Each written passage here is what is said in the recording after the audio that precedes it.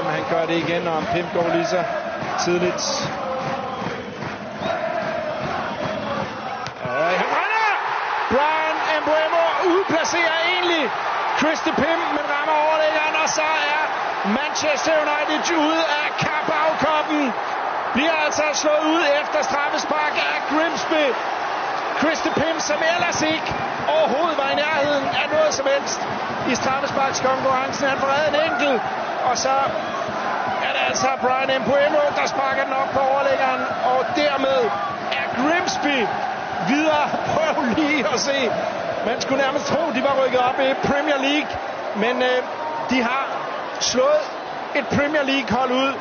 Grimsby fra League 2, altså den fjerde bedste engelske række, slår Manchester United ud af Carabao-cuppen efter straffespark. Og man kan jo ikke sige, det er ufortjent, når de